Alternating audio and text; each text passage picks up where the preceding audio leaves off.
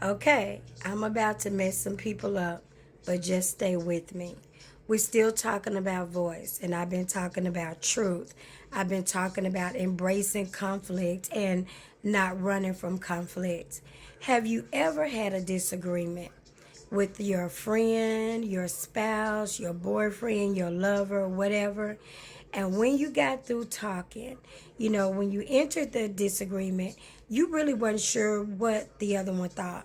You were mad. You thought, oh my God, this person is an idiot.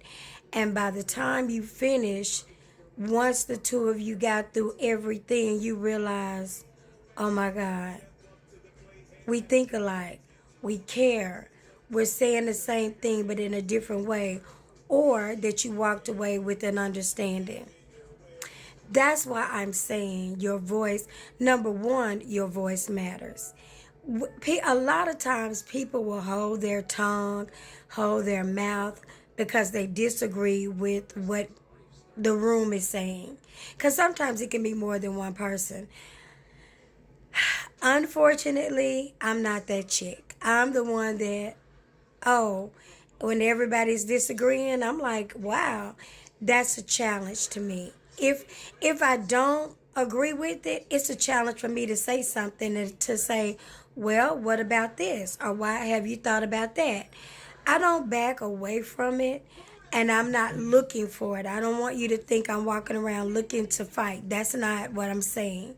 But I embrace my voice to the fullest because one thing I've learned is I've learned a lot when I engage in conversations with people.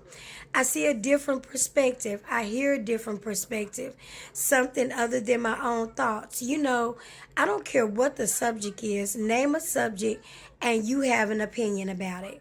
You may not have thought about it. You may not have verbalized it out loud, but you have an opinion. And when you start to talk to other people about the opinion or share it, that's when you get different ideas and different views. And to me, that makes you the most well rounded, most educated, intellectual, intelligent person to be able to hear the views. And even if you don't agree once you're done, you have at least listened and entertained and been exposed to a different way of thinking. And sometimes it won't hit you then, but later on, you may get a better example, a better feeling, a better knowledge, and you may even find that you can find a little bit of common ground with somebody. That is one of the most amazing feelings to happen. And because as a society we do not communicate well, a lot of relationships are suffering all because there's just a lack of understanding.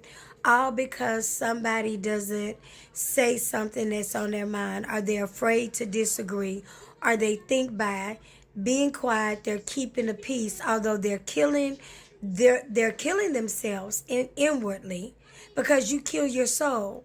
When you shut your mouth and quiet your voice, you tell yourself you don't matter. And it becomes a pattern. It becomes a habit. And the next thing you know, that's the way you handle all conflict. You don't think about it anymore. It becomes a knee jerk reaction.